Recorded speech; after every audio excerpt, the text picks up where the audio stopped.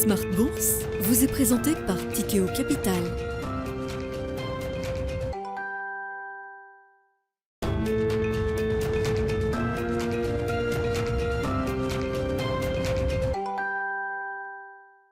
Bienvenue dans Smart Bourse, c'est votre double dose quotidienne de marché sur Bismart. Vous le savez, à 12h30 à la mi-journée jusqu'à 13h et en fin d'après-midi, la grande édition pendant 1 heure à partir de 17h en direct, rediffusée à 20h sur Bismart TV, émission que vous retrouvez en replay chaque jour sur bismart.fr et en podcast sur l'ensemble de vos plateformes. Nous allons clôturer la semaine, le mois et le trimestre. Une semaine, un mois de septembre qui aura été fidèle à la tradition des mois de septembre, un mois négatif sur le plan boursier notamment, avec des baisses proches de 10% sur les grands indices majeurs, notamment aux États-Unis. Ce mois de septembre 2022 pour le marché américain s'annonce comme le pire mois de septembre depuis le mois de septembre 2008, qui fut le mois de la chute de Lehman Brothers, crise précédente. On voit bien donc que les marchés actions restent dans une ambiance compliquée, même si on note une petite stabilisation, voire un rebond de fin de trimestre. On clôture quelques positions. On voit d'ailleurs que la situation sur les marchés globaux essaye de se stabiliser, que ce soit sur la partie devise ou la partie obligataire, qui sont vraiment la partie immergée encore de l'iceberg. Les marchés actions qu'on regarde le plus facilement ne donnent peut-être pas la mesure de la complication qu'on peut retrouver aujourd'hui sur les marchés financiers, de change, sur les marchés de dette. On l'a vu encore avec l'exemple britannique en début de semaine.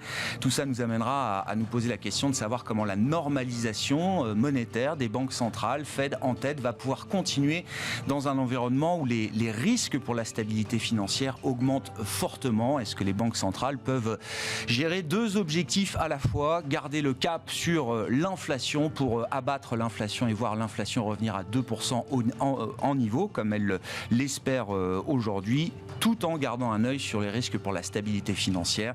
Risques pour la stabilité financière, l'exemple britannique nous montre qu'on est passé pas loin de la crise cardiaque, et c'est le système de pension, de retraite, qui était peut-être au bord du gouffre à un certain moment ce mercredi au cours de cette semaine de septembre. Nous en parlerons avec nos invités de Planète Marché dans un instant.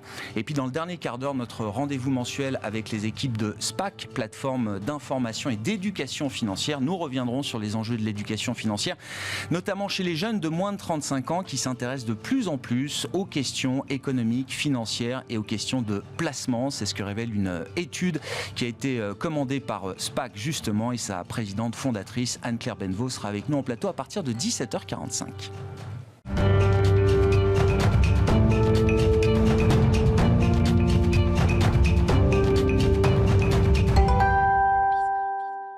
Dernière séance de la semaine, dernière séance du mois et du trimestre. Nous faisons le point sur les infos clés de marché avec vous, Alix Nguyen. Et c'est un rebond de fin de trimestre pour les actions européennes, notamment, qui vont terminer cette journée dans le vert. Oui, l'indice parisien apparaît vaillant au terme d'une semaine mouvementée.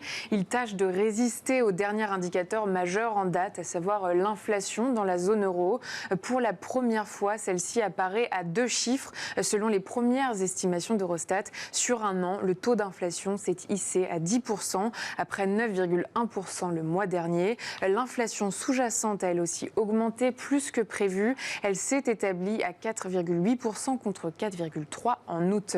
Et puis, autre facteur plombant, Vladimir Poutine officialisait aujourd'hui l'annexion de 4 régions d'Ukraine occupées par l'armée russe.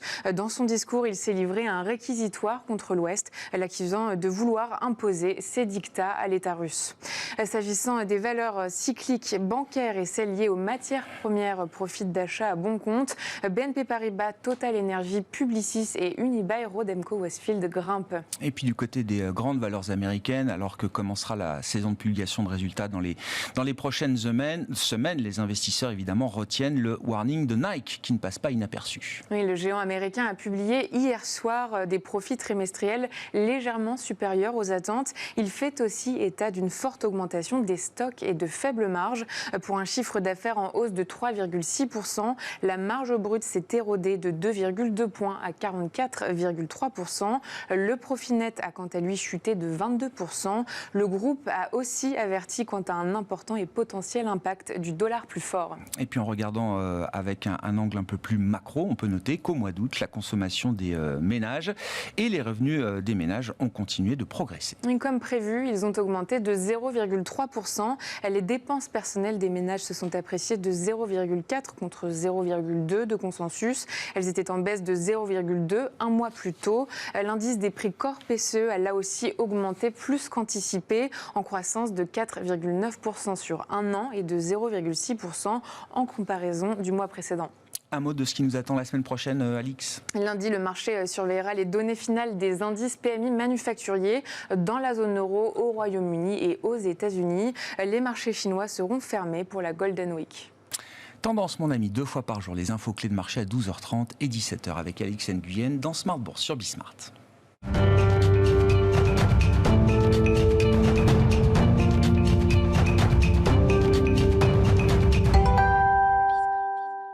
Trois invités avec nous chaque soir pour décrypter les mouvements de la planète marché. Yves Maillot est avec nous ce soir, le président de YAM Capital. Bonsoir Yves. Bonsoir Grégoire. Ravi de vous retrouver. Ravi de retrouver Thibaut Prébet qui est avec nous également ce soir en plateau. Bonsoir Thibaut. Bonsoir Grégoire. Vous êtes directeur général adjoint de la financière Arbevel et Axel Bott avec nous également en plateau ce soir. Bonsoir Axel.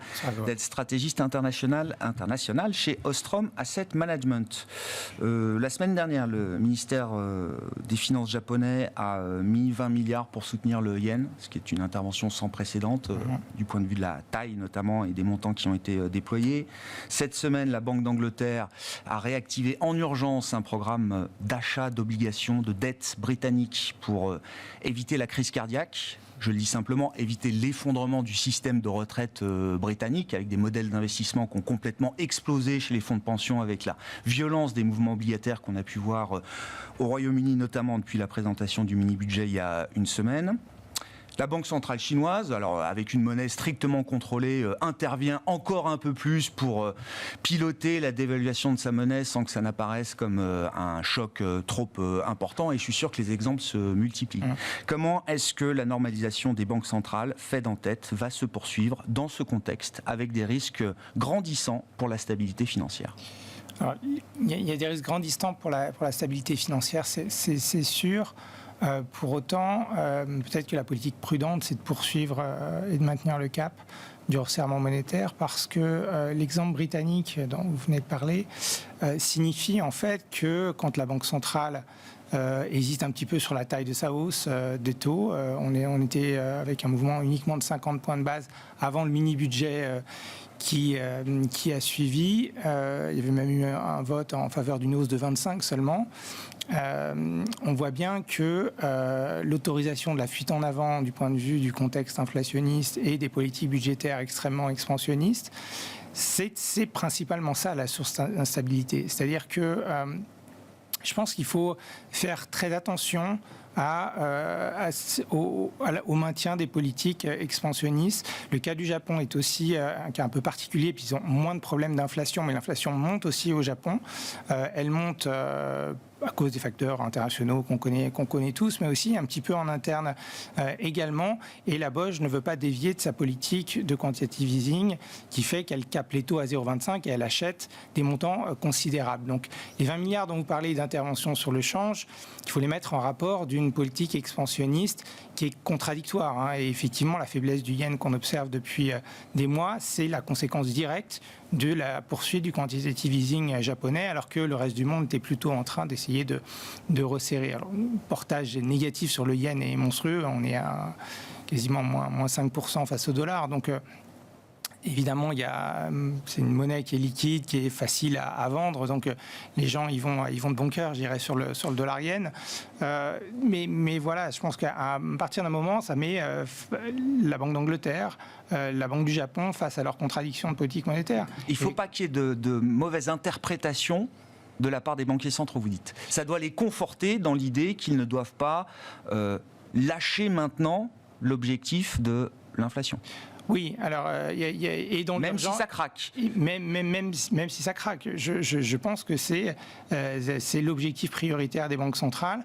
La décision que vous parlez peut-être de problème d'insolvabilité dans le système des fonds de pension, ce qui m'interpelle cette semaine, c'est que la Banque d'Angleterre donc réactive une forme de quantitative easing, 13 jours sur une durée très courte, ils vont acheter jusqu'à 5 milliards par jour. on observe qu'ils achètent plutôt 1 milliard et que ça suffit pour stabiliser le marché. Finalement, on ne sait pas vraiment qui vend. Est-ce que c'est un effet d'aubaine pour des gens qui sortent à bon compte et qui finalement voulaient de toute façon vendre les taux britanniques? C'est très possible aussi. Donc c'est une politique dangereuse aussi et qui est sans rapport avec le problème d'appel de marge qu'on chiffre à quelques centaines de millions de livres en fait. Donc on ne sait pas trop si cette politique est très durable. Je pense qu'ils ont surtout donné 15 jours au gouvernement britannique pour revoir sa copie. Pour l'instant, Liz Truss reste sur sa ligne. On fait tout comme il faut, mais on verra si on peut faire passer des politiques budgétaires non financées, vraiment en fait sur un coin de table, si j'ose dire, où véritablement on ne sait pas où va le déficit, alors que l'économie britannique présente des déficits courants qui sont des catalyseurs de l'instabilité financière. L'histoire financière en est remplie. Donc ils ont joué avec le feu. On a le pompier de service qui est venu éteindre un petit peu l'incendie sur une très courte période, mais on sait très bien qu'on ne peut pas sortir d'un problème inflationniste en envoyant l'inflation encore plus haut. Donc c'est à mon avis, l'histoire n'est pas finie sur la Banque d'Angleterre et sur la livre, puisque même si on arrive à stabiliser les taux, in fine, le risque sera reporté sur la devise. Donc, bien sûr. Donc je pense qu'on se donne un petit peu de temps, on se rassure un petit peu, ça facilite les comptes de fin de trimestre. C'est aussi, je pense, pas neutre dans l'impression qu'on a de la solvabilité du système.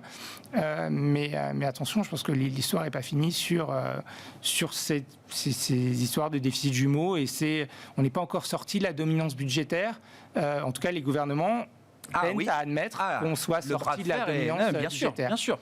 Et ce bras de fer, on le retrouve aussi peut-être dans une ampleur différente en Europe. On pourra y venir. Mais on le retrouvera sans doute en Europe. L'Allemagne fixe la barre très très haute désormais, avec un nouveau bouclier à 200 milliards. C'est ça. Et on a eu les Néerlandais aussi qui ont rajouté 2 points de PIB de déficit. La France, c'est bien notre tendance. Mais tout ça pour dire que du point de vue de la Fed qui mène la danse, ces effets de bord, ce qu'elle constate dans le système global, ne doit pas l'amener pour l'instant à dévier de sa trajectoire. Je ne crois pas. Je pense que la Fed aura même tendance à aller un petit peu trop loin, parce qu'il faudra s'assurer du retour pérenne de l'inflation à un niveau qui est conforme à l'objectif. Le scénario qu'ils voudront absolument éviter, c'est celui des années 70, avec la récession de 74. Le chômage monte, l'inflation décélère, mais elle décélère et elle rebondit à partir de 5%. Donc c'est typiquement, il faudra être sûr de revenir à l'objectif. Peut-être à aménager un petit peu l'objectif si on pense que c'est la pilule est trop amère.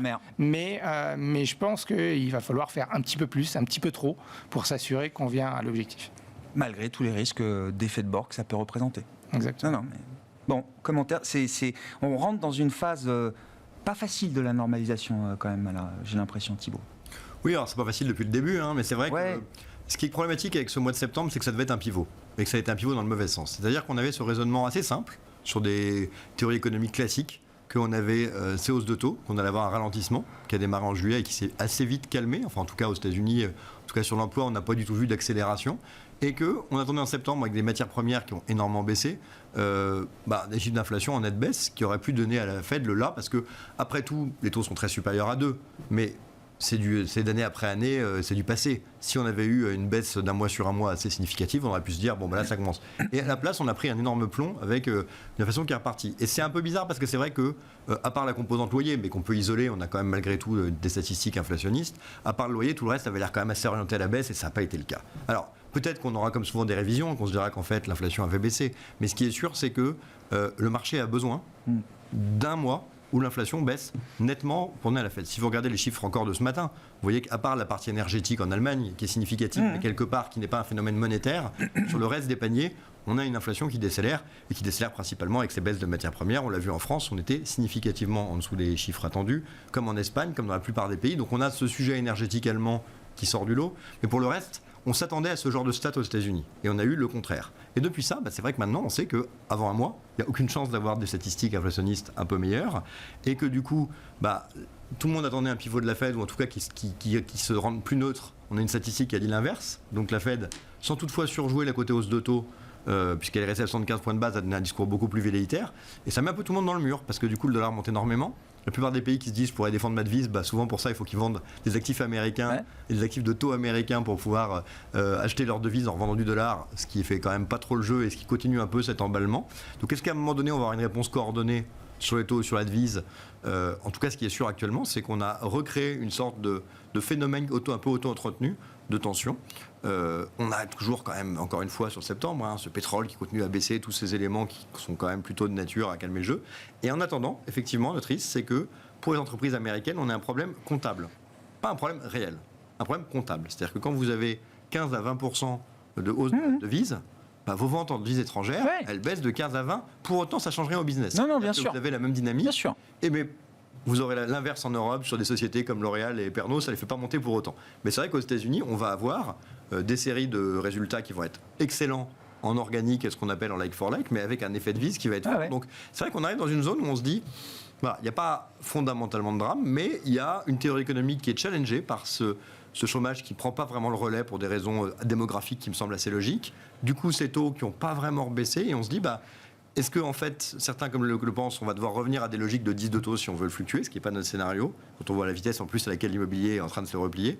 Ou alors, est-ce que juste il faut encore 1 ou 2 mois de plus avant que la Fed commence ne serait-ce qu'à infléchir leur discours, puisqu'on sait bien maintenant que pour un vrai pivot, il faudra quand même attendre qu'on ait des chiffres d'inflation durablement plus élevés pendant plusieurs mois. Cette question du pivot, pour vous, c'est une question de 1 ou 2 mois? C'est 1 ou 2 mois avant qu'elle puisse changer son discours. Déjà, il faut avoir en tête que dans 1 ou 2 mois, elle arrive à un niveau de taux qui commence déjà à être... Mais dans 1 ou 2 mois, elle est où l'inflation américaine? L'importance, en fait, encore une fois, c'est l'inflation mois par mois. L'inflation sur un an glissant, tout le monde s'en fout. Si vous prenez en mars prochain, vous comparez un pétrole à 125, vous aurez les effets de base qui rendront l'inflation sur un an beaucoup plus basse. Non, mais l'inflation cœur, j'entends. Oui, mais même l'inflation cœur, attendez, il faut appeler un chat un chat. L'inflation cœur, aujourd'hui, c'est quoi? C'est l'inflation moins les composantes énergétique et d'alimentation. Mais aujourd'hui, dedans, vous avez les services, vous avez les transports, vous avez l'industrie qui sont plein de trucs où le coût énergétique inflationniste est énorme. On fonctionne avec du pétrole, oui. Donc, mais c'est extrêmement important. C'est-à-dire qu'aujourd'hui, en Allemagne, pour calculer ce qu'est une inflation corps, bonne chance. Enfin, je veux dire, comment vous calculez votre part industrielle en enlevant la partie énergétique? Donc tout ça pour dire que ce qui va être important maintenant, c'est l'évolution de l'inflation mois par mois. Si l'inflation mois par mois montre une décrue à un moment où la Fed aura quand même atteint des niveaux à 4 de taux monétaires qui sont plus si éloigné que ça de son objectif qui est tenu par les membres, un pivot peut-être pas, mais un adoucissement du discours et après des marchés qui anticiperont ce pivot, c'est probablement possible. Tant qu'on n'a pas ces chiffres d'inflation, je pense qu'on n'y est pas parce que ce qu'a dit le marché cette année, c'est on a beau avoir d'anticipation d'inflation qui logiquement devrait se baisser avec le fret, tout ça. On a beau avoir des politiques américains qui préviennent pas du tout, attention, ça va être haut, on se tape un chiffre qui est pas bon. Donc les gens se disent maintenant, il faudra vraiment voir le chiffre avant de... C'est Saint Thomas, quoi. La logique Saint Thomas. Voilà. On attend de voir, on veut voir. C'est sûr que ça donnait peu d'espoir au marché avant la mi-octobre, et ça s'est quand même bien vu sur la deuxième partie du mois. On en paye aujourd'hui sur cette clôture les éléments. Personne n'a de doute sur le fait que l'inflation va refluer, mais personne ne sait quand, donc tout le monde attend. Oui, la question, à quelle vitesse elle reflue, jusqu'où elle reflue? Est-ce que revenir à 5% d'inflation globale, c'est déjà suffisant pour calmer les banques centrales, ou est-ce que non, c'est simplement un point de passage intermédiaire? Encore une fois, je pense que le seul sujet, c'est le rythme mois par mois.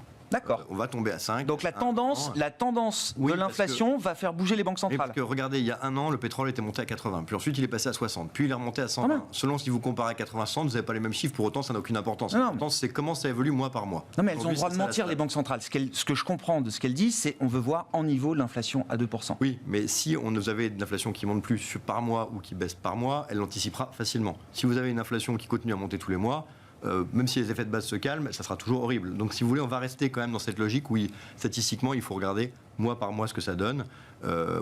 Si l'immobilier fait moins 30, tout le monde se doutera que les loyers vont baisser. Donc je veux dire, il y a des éléments qui s'anticipent. Aujourd'hui, tant qu'on n'a pas des statistiques d'évolution mensuelle qui se calment, on n'anticipera rien de positif. Ouais. Yves, comment vous regardez cette situation de normalisation avec ces craquements quand même ici et là qui interpellent aujourd'hui? Bon, alors il y a beaucoup de sujets dans ce qui est évoqué. Je pointerai deux points. D'abord, l'aspect psychologique de la communication des banques centrales et en tout premier lieu de la Fed. Alors évidemment, il faut toujours écouter ce que dit le banquier central. Il faut aussi se rappeler que le banquier central s'est quand même planté. En tout cas, au moins en termes de timing.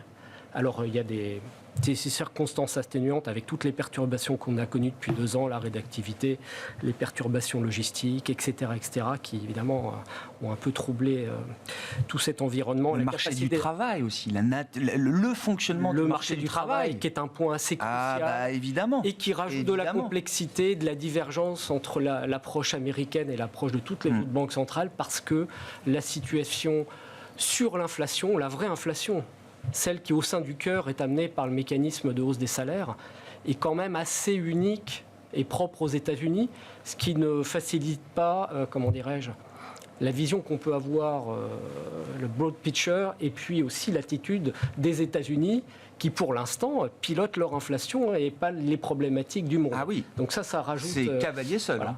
Donc le point que je voulais aborder, c'est l'aspect psychologique et la nécessité du banquier central, y compris de Powell et de la Fed, qui a pourtant agi en premier par rapport à tous les autres, de son retard à l'allumage et même de son retard d'analyse. Ce qui fait qu'au jour d'aujourd'hui, évidemment, l'aspect rigoriste de la communication à laquelle on a encore assisté il n'y a pas longtemps, évidemment est renforcé par cet état-là et de la volonté de retrouver une crédibilité. Voilà, donc comment jugerait-on les choses si les taux d'inflation, ou quand les taux d'inflation et quand la conjoncture aux États-Unis sera beaucoup plus faible?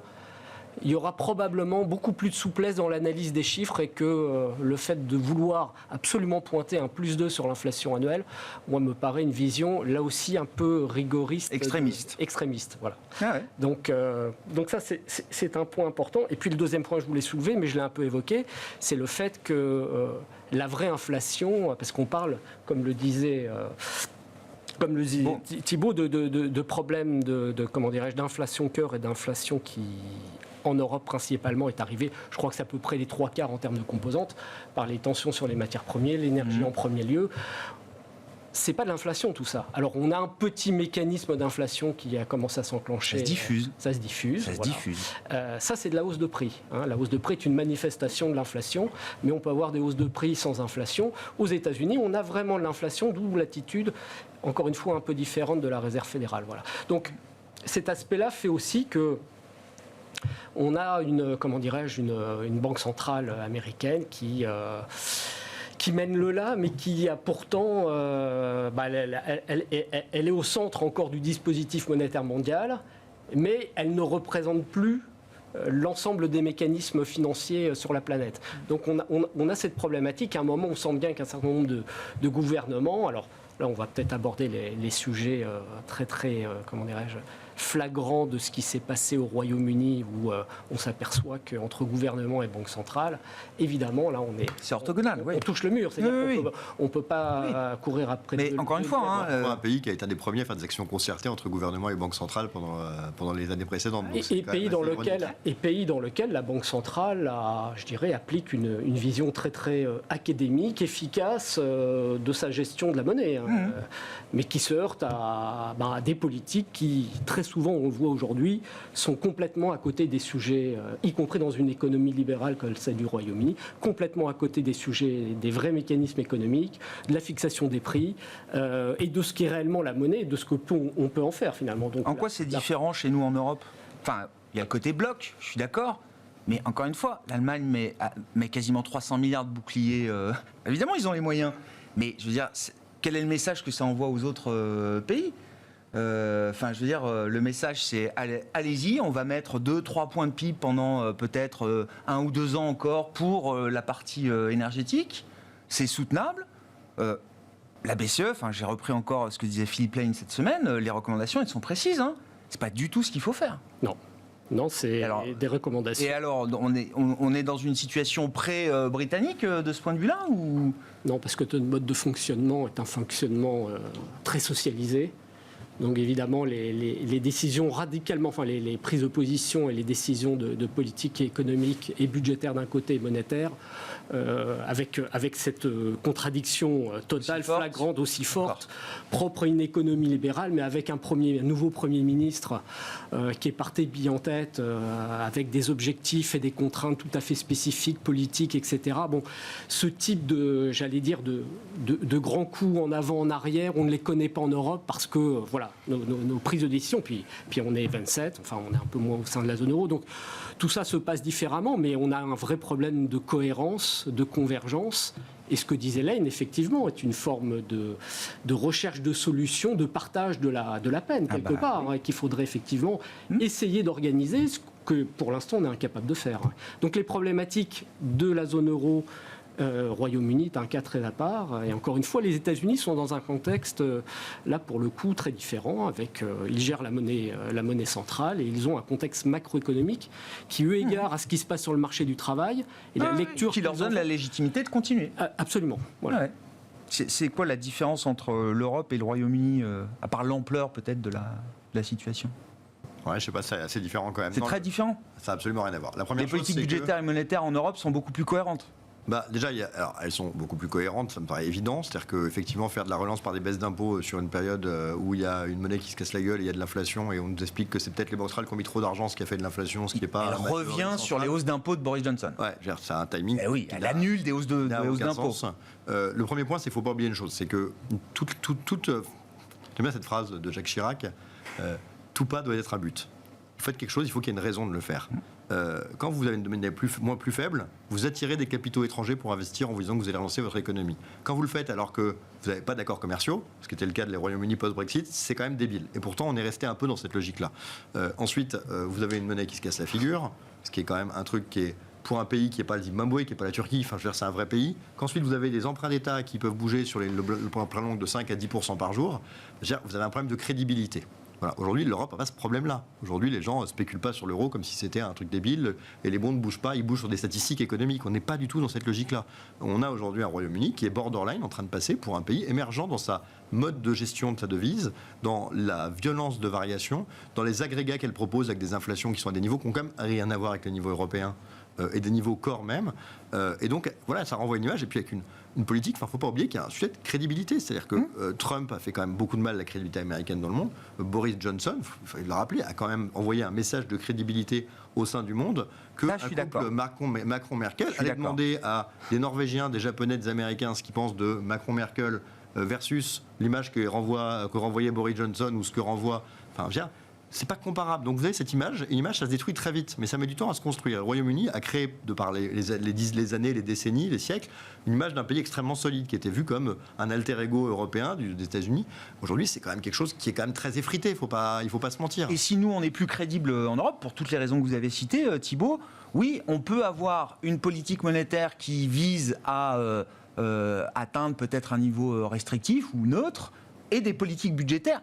Là, encore une fois, nulle part les vannes sont fermées. Oui, le Pays-Bas a mis 2 points de PIB, l'Allemagne met 200 milliards et ça va continuer. Mais je pense qu'il ne faut pas se tromper, il faut bien comprendre une chose, c'est qu'il y a une politique monétaire et une politique budgétaire. Ces deux politiques n'ont pas le même objectif et ne règlent pas les mêmes problèmes. Aux États-Unis, vous constatez quoi? Ce qu'on disait avant l'émission, c'est qu'il y a un problème d'inflation qui est quand même partie aussi d'un problème immobilier, avec un immobilier qui s'est encore énormément monté, ce qui crée des effets richesse, ce qui crée aussi des risques de bulles et d'effondrement, et ce qui est quelque chose que doit être traité par la Banque centrale. Donc la Banque centrale adresse ce problème et elle est complètement dans son rôle. En Europe, vous avez quoi? Vous avez un problème énergétique qui est un problème qui a cette particularité historique que l'énergie est élastique doublement, c'est-à-dire que globalement, quand les prix montent beaucoup, la demande baisse et l'offre a tendance à augmenter. Tout le monde a envie de vendre de l'énergie et les gens n'en consomment plus. Et donc, ça s'autorégule. Sauf qu'aujourd'hui, si on se dit, tiens, je vais faire baisser la demande en étant plus restrictif énergétiquement, comme Poutine, pendant ce temps-là, baisse la quantité d'énergie qu'il met à disposition, on n'a pas cet effet. Ce qui veut dire qu'un phénomène monétaire ne peut pas régler le problème européen, où effectivement, entre l'inflation non-core et l'inflation core, quand on parle du transport ou qu'on parle de la sidérurgie en Allemagne, c'est que de l'énergie. En fait, une part énorme, quasi exclusive de cette inflation est énergétique, la Banque centrale n'a pas de rôle. D'accord, mais elle va quand même continuer de monter les taux pour les plusieurs prochains meetings. Oui, mais c'est-à-dire qu'on est quand même aujourd'hui dans des taux qui étaient à 0 voire négatifs, dans une période de croissance élevée et d'inflation très élevée. Donc ça n'a aucun sens. Mais là, on est plus dans de la normalisation. C'est-à-dire qu'on avait des taux de crise Covid et d'extrême urgence qui n'ont aucun sens aujourd'hui. Donc on est en train de les ramener à des niveaux qui ont du sens. Mais ça ne va rien faire sur l'inflation. Peut-être juste ancrer dans l'esprit qu'il ne faut pas fédérer des hausses de salaire à tout bout parce que ça va se calmer. Pendant ce temps-là, vous avez quoi comme possibilité? Vous avez faire du LNG, c'est un sujet qui est évidemment uniquement gouvernemental. Entraîner à la sobriété, c'est un sujet qui est évidemment gouvernemental. Peser sur la Russie, si tant est que c'est possible, c'est encore une fois pas vraiment les banques centrales. Et essayer de s'arranger pour que le consommateur ou les sociétés n'explosent pas. Donc toutes ces solutions-là ne passent que par les États. Et donc je pense qu'il faut avoir un débat qui est très banque centrale aux US, mais qu'en Europe, c'est peut-être aujourd'hui, par rapport à toutes les dernières crises, historiquement plus dans les mains de gouvernement que dans les mains de la banque centrale. Chaque situation est différente, mais au final, tout le monde fait à peu près la même chose, dans une ampleur, alors peut-être en fonction des marges de manœuvre de chacun, mais chaque situation est différente de ce point de vue-là, Axel. Chaque situation est différente. La réponse de la politique budgétaire aux États-Unis, elle est très différente pour le coup, parce que on a même plutôt eu des mesures pour essayer de réduire les déficits, à peu près 300 milliards sur 10 ans. Alors c'est peut-être pas suffisant compte tenu du point de départ, mais en tout cas, il n'y a plus d'impulsion budgétaire depuis longtemps aux États-Unis. Donc ils ont quand même pris la mesure du problème inflationniste, et il y a peut-être une sensibilité aussi des gens un peu plus forte à la lutte contre l'inflation aux États-Unis, en tout cas dans ce cycle. Là où je serais peut-être plus prudent, c'est sur la dynamique des salaires. Je pense que l'inflation européenne, elle n'est pas si purement énergétique que ça. C'est-à-dire que quand on voit comment le choc s'est très rapidement diffusé dans les prix à la production de biens, y compris non énergétiques, il y a un peu ces effets d'aubaine qui s'endogénéisent un petit peu. Donc, et ça va alimenter, je pense, les revendications salariales qui sont légitimes quand l'inflation est à 10%. Et il y a aussi une question de rattrapage qui va être posée. Les salaires en Europe, on prête moins attention, mais sur un an, c'est 4%. Donc, on est quand même sorti de l'équilibre très bas qui était autour d'un petit 2. Même quand ça va bien partout, le chômage baisse. Donc, c'est aussi pour des raisons cycliques, c'est peut-être avec moins de vigueur, on est en train un petit peu de voir cette inflation, une inflation interne, quelque part se substituer ou devenir la conséquence de l'impulsion extérieure. Évidemment, notre exposition plus forte aux énergies fossiles russes était prédominante. Mais voilà, je pense qu'il faut... on doit aussi se poser cette question en Europe du caractère désormais endogène, un petit peu, de l'inflation. Et ça justifie la communication, alors qui a été encore intense de la BCE cette semaine, de dire, alors il n'y a plus de forward guidance, mais en même temps, on vous dit qu'on va continuer de monter les taux pour plusieurs meetings.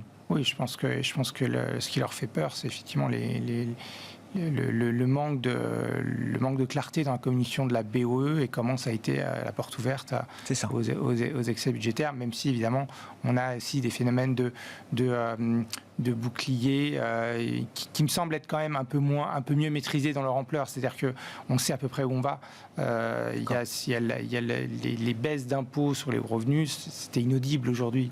Oui, il n'y a pas cette partie sur la fiscalité effectivement qu'on retrouve au Royaume-Uni. On a quand même une vue sur les budgets européens qui est un petit peu plus précise et un peu plus encadrée aussi par les programmes de résilience. Quand on pense à l'Italie, pourquoi ça n'a pas encore éclaté? Alors peut-être c'est une question de moi, je ne sais pas, mais parce que c'est quand même assez cadré par l'intégration européenne qui a suivi la crise. Donc je pense que là-dessus, on a quand même un petit peu plus de cadre et de limitation à cette tentation d'aller très vite sur les déficits.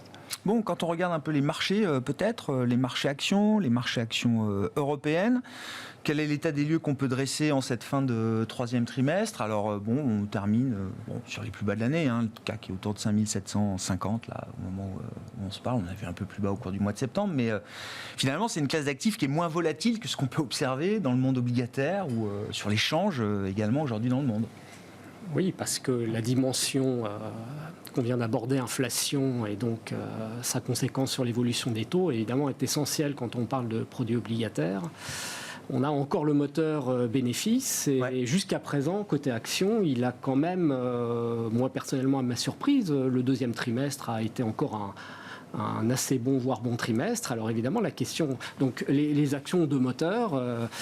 On vient abondamment de parler du premier moteur, et là on voit bien qu'on n'est pas encore dans un ciel tout dégagé, loin s'en faut. On attend un peu cette inflexion, elle devrait arriver à un moment ou un autre, alors peut-être en 2023, ça c'est une chose. On a eu l'autre moteur qui a finalement pas si mal fonctionné jusqu'à présent, mais là le marché, eu égard à tout ce qui se passe, se pose la question de savoir ce moteur bénéfice, où est-ce qu'on en est. On a encore des prévisions qui semblent finalement un peu optimistes, donc voilà un peu le sujet, qui peut justifier plus toutes les problématiques, et en premier lieu celle de l'énergie qui se pose vraiment de manière massive à l'Europe et pas ou peu aux États-Unis. 2023, c'est quoi? Alors que dans le même temps, la prime de risque sur les marchés européens s'est énormément reconstituée. On a en gros des PE en moyenne, alors évidemment il faut regarder les secteurs, on a beaucoup de valeurs avec des PE à un seul chiffre, on a un PE moyen autour de 12, alors qu'il est encore, même si c'est finalement une moyenne historique, autour de 16-17 aux États-Unis, et donc une prime de risque sur la valorisation des actions qui est redevenue une prime de risque de guerre, quelque part, alors qu'on a connu, parce que les banques centrales ont abondamment liquéfié les marchés ces dernières années. Mais donc si on s'en tient à cet aspect valorisation, on pourrait dire à un horizon de 6, 9, 12 mois, les actions... C'est pas le seul déterminant, mais c'est déjà un point d'ancrage solide quand même. On pourrait même dire, à l'aune des 20 dernières années qu'on a connues, on y va même agressivement finalement. Voilà, parce que là c'est vraiment pas cher, surtout sur des sociétés qui restent de qualité, qui génèrent du cash flow, qui ont la capacité de résister, voire de répercuter les prix. Bref, et puis il y a l'effet dollar qui va aussi mécaniquement, comptablement jouer. Maintenant, le marché n'est pas tout à fait mûr pour ça, même si là on a des signes en cette fin de troisième trimestre qu'on est, si ce n'est tout à fait une capitulation de marché, en tout cas pas loin sur l'Europe.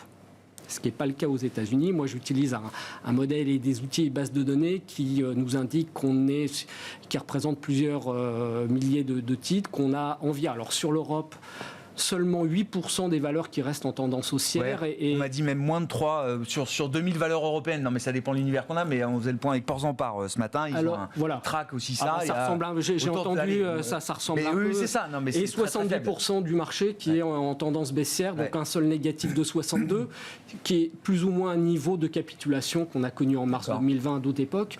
Aux États-Unis, on est un solde négatif de moins 40, moins 42. Donc, on peut imaginer une phase encore peu. Mais bon, voilà, on est de ce point de vue-là, peut-être, en tout cas, d'une phase tactiquement intéressante. En plus, c'est la fin d'année qui arrive. Voilà. Maintenant, tout ça ne présage rien pour les mois qui viennent. Et il va falloir être attentif, justement, aux publications, voir ce que nous racontent les boîtes, pour justement se dire, finalement, sur l'aspect bénéfice, on est ou pas rassuré. Voilà.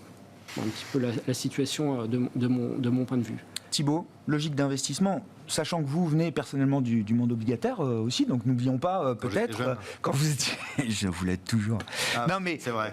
En parlant des actions avec grand plaisir, mais je comprends quand même en écoutant les intervenants qu'il y a peut-être déjà le marché obligataire à regarder avant même peut-être le marché action aujourd'hui. En fait, la réalité, c'est que oui et non. Oui, parce que le marché obligataire a baissé quasiment autant que le marché action.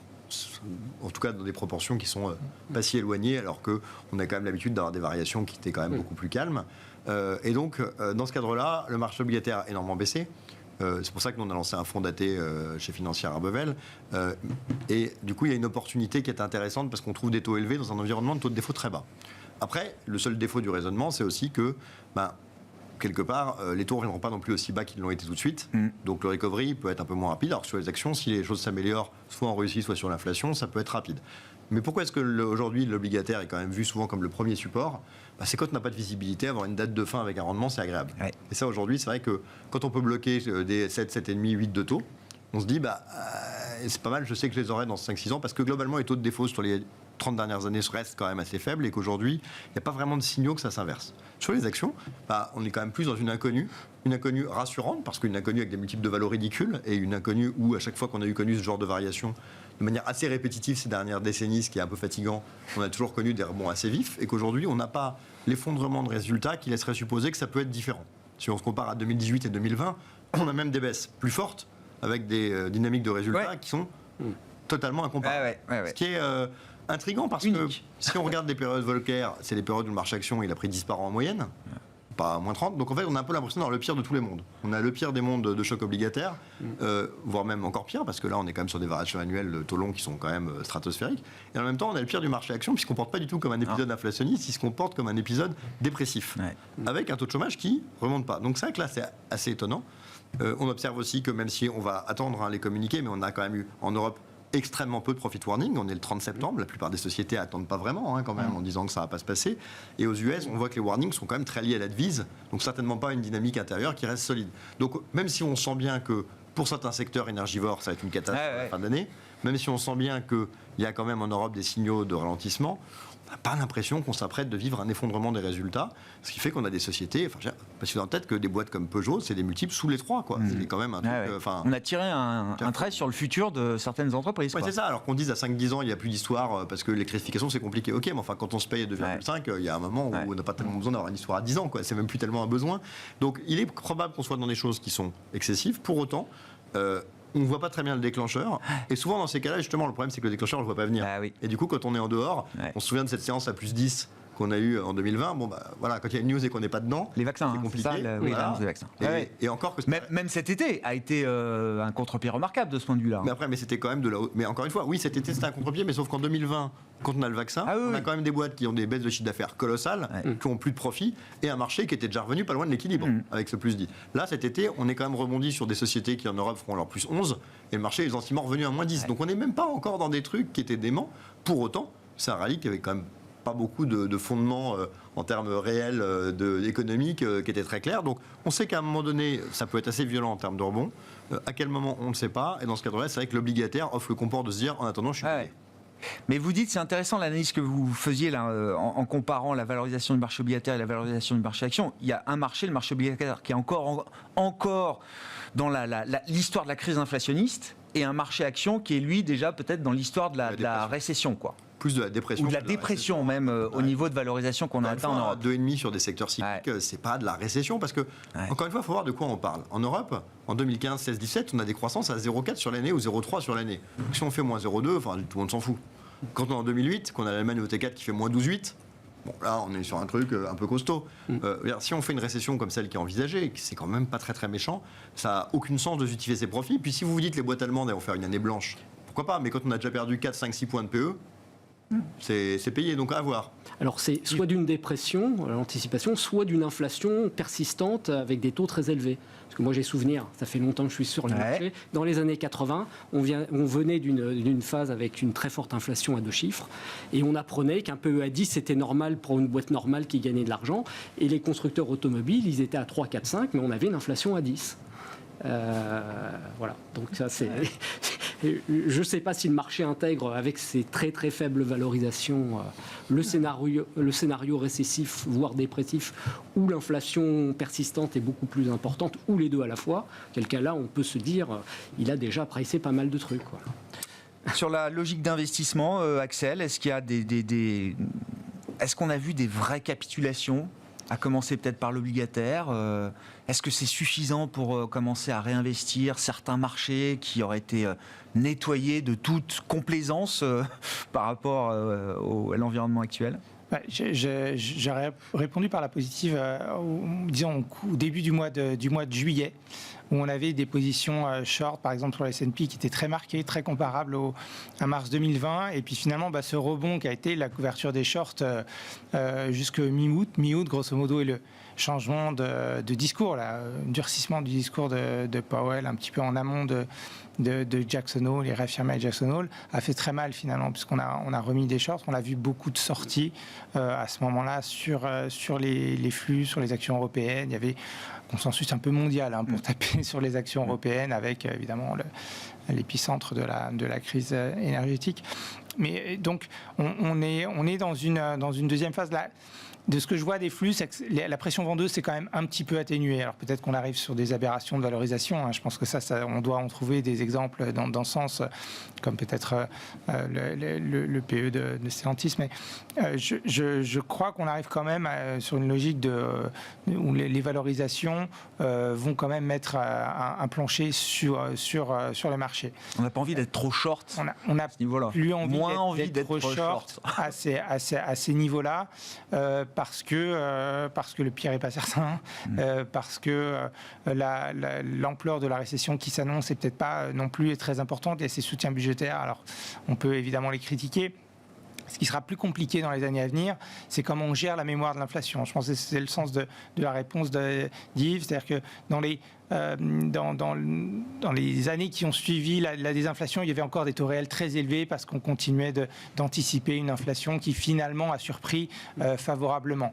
Mais il y a aussi des chocs qui ne vont pas se répéter parce que les années 90, c'était l'ouverture de la mondialisation liée à l'effondrement du communisme. Il y avait ensuite le mouvement désinflationniste lié à l'entrée de la Chine dans le concert mondial. Donc, on a à ce moment-là consommé les dividendes de la paix aussi. Donc il est difficile de croire qu'on va avoir les dividendes de la paix dans les années à venir. Et je pense aussi qu'il y a une autre chose, ça c'est plus sur la dynamique des marchés, c'est que le 60-40, la façon dont se parlent les marchés obligataires par rapport au marché actions, ce coussin obligataire, qui est la certitude du coussin obligataire qui permet d'amortir les soubresauts actions, mais il n'existe plus quand il y a une tendance sur l'inflation. C'est-à-dire que quand les taux d'inflation montent, les taux montent, le marché obligataire devient directeur de l'ensemble des marchés d'actifs financiers. C'est ce qu'on voit. Il y a des signaux aussi un petit peu inquiétants, je trouve, sur le marché des leverage loans. On voit bien que ça commence à coincer un petit peu. Le marché du high yield, il n'y a plus de primaire depuis un moment pour une raison d'outflow, qui est de sortie de capitaux des fonds et de conditions financières qui se sont durcies, qui nous font dire qu'il y a des effets de bord qui sont quand même pas très jolis. Et donc le moment où on va revenir, on n'a pas envie d'être trop short, mais on sait qu'on a quand même des signes qui sont des effets de bord qui peuvent donner des jambes de baisse supplémentaires. C'est le risque qui perdure. Ceci étant, avoir une conviction vendeuse à partir des niveaux actuels, c'est qu'il faut vraiment anticiper quelque chose de très très défavorable. Merci beaucoup messieurs, merci d'avoir été avec nous pour terminer cette journée, cette semaine, ce mois et ce trimestre dans Smart Bourse. Axel Bott, stratégiste international d'Ostrom Asset Management, Thibaut Prébet, directeur général adjoint de la financière Arbevel et Yves Maillot, président de YAM Capital, étaient les invités de Planète Marché ce soir.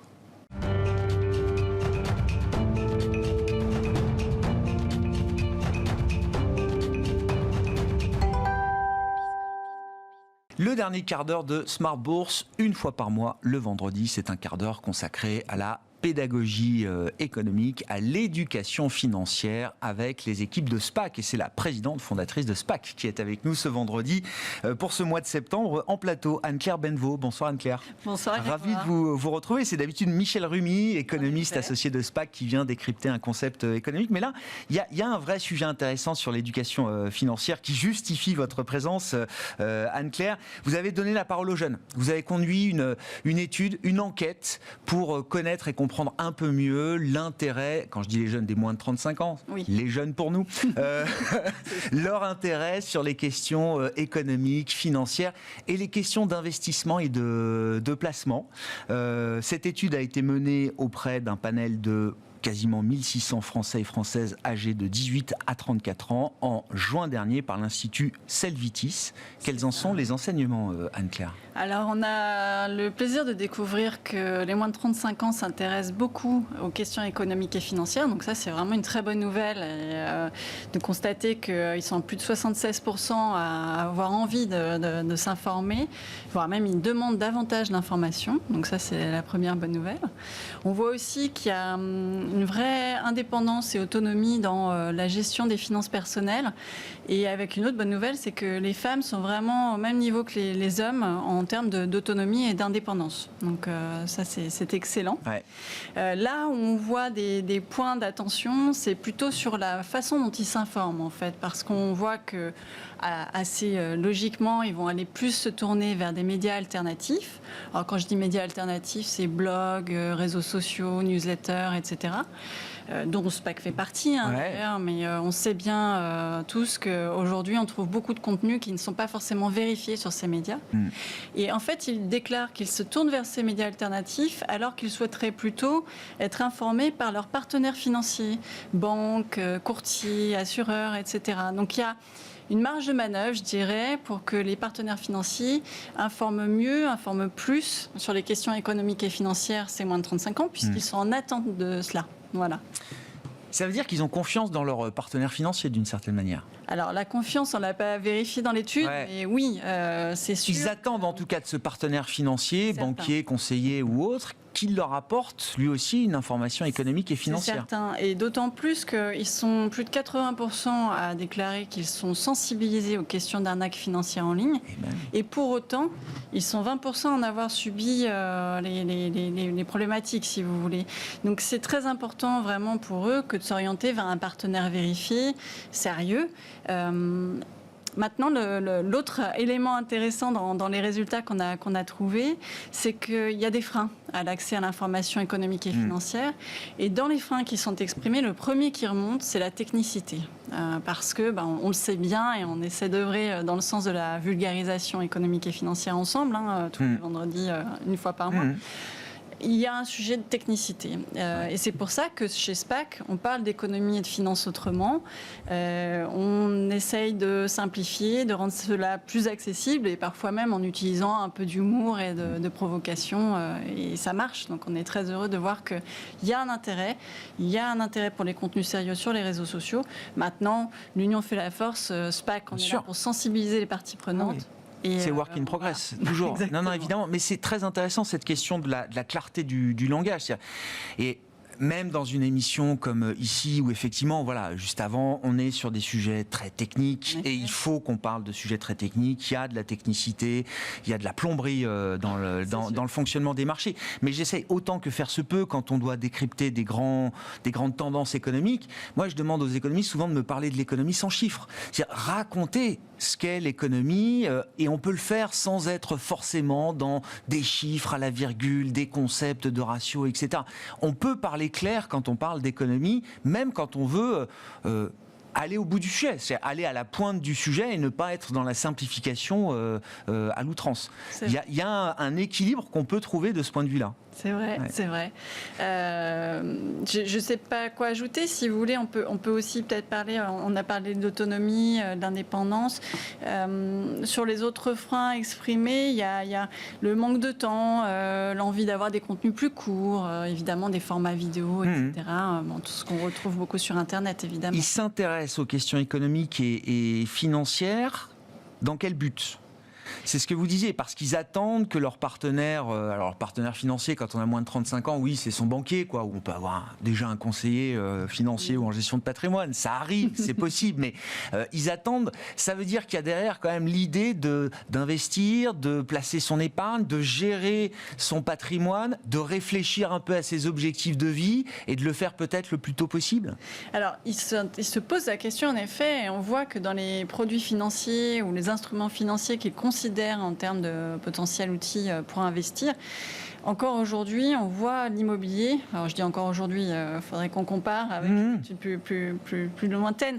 Mais le premier actif financier considéré, c'est l'immobilier.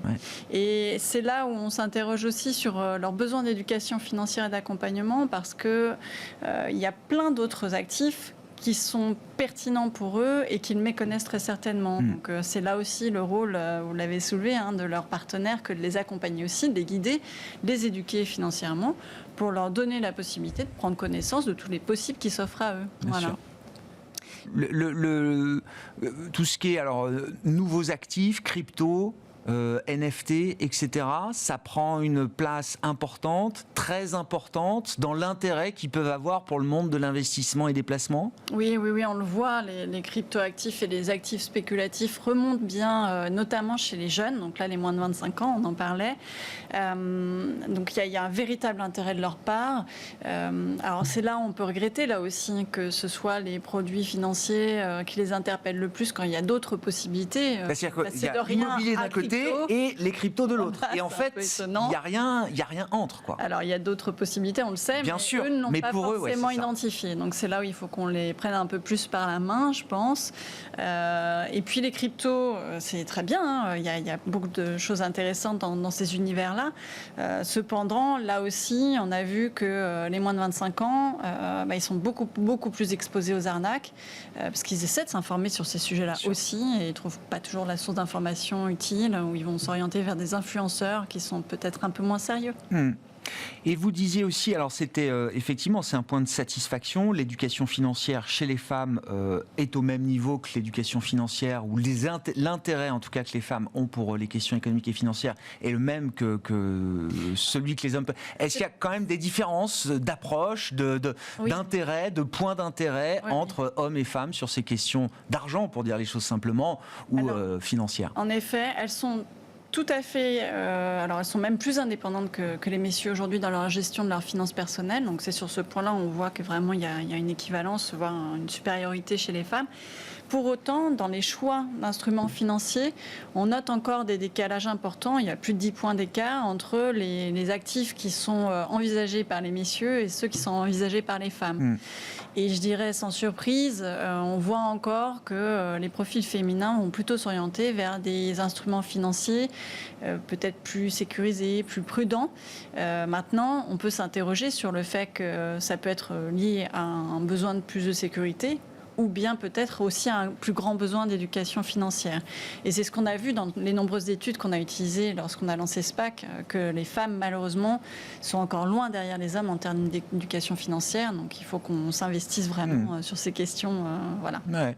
Et alors, concrètement, là, comment chez SPAC, Anne-Claire, qui a été lancée il y a 2 ans, enfin en 2021, je cherchais la date, donc c'est un projet effectivement qui est work in progress, mais c'est quoi les axes stratégiques pour vous, pour participer à cet effort, en tenant compte des derniers résultats que vous avez pu retirer de cette enquête, d'ailleurs? Alors, effectivement, l'axe est dans l'enquête. Si vous voulez, notre ambition, c'est de sensibiliser les parties prenantes à cette question d'éducation financière. On le fait déjà très bien ensemble, donc pour la partie, on va dire, médias.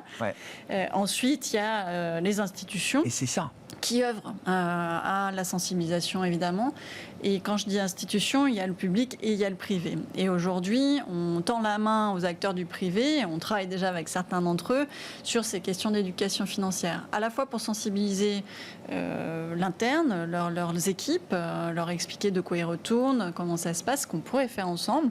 Et puis pour certains, on est déjà lancé sur des mécaniques d'éducation et d'acculturation financière.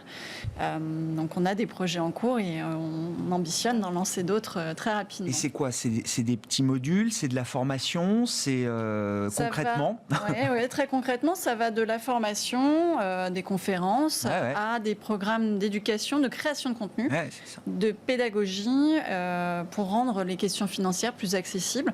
Donc ça peut être à la fois pour l'entreprise et ses collaborateurs, jusqu'à de la communication externe vis-à-vis du grand public, donc clients et futurs clients de ces industriels du secteur. Voilà. Merci beaucoup Anne-Claire, mais bon, on se reverra pour continuer de parler de ces sujets d'éducation financière. Voilà, avec une étude qui démontre l'intérêt des jeunes, des moins de 35 ans, pour ces questions. Vous dites 76%, c'est ça, effectivement, sont intéressés par les questions économiques et financières. Un intérêt qu'on retrouve aussi bien chez les hommes que chez les femmes, et c'est un point clé effectivement qui nous conforte dans l'idée qu'il faut en faire toujours plus de ce point de vue-là. Donc rendez-vous avec SPAC, je le rappelle, une fois par mois, le vendredi à 17h45, le dernier vendredi du mois à 17h45. Anne-Claire Benvaux était avec nous, présidente et fondatrice de SPAC, et puis on retrouvera le mois prochain Michel Rumi, associé avec vous, économiste, qui viendra décrypter à nouveau concepts économiques comme une fois par mois. Voilà pour cette édition ce soir et cette clôture du mois de septembre sur les marchés, un mois qui aura été un mois douloureux et compliqué encore. C'est le 3e trimestre de baisse consécutive pour les grands marchés actions et notamment le marché actions américain. Voilà donc pour la conclusion de ce mois de septembre. On se retrouve lundi en direct à 12h30 sur Bismart TV.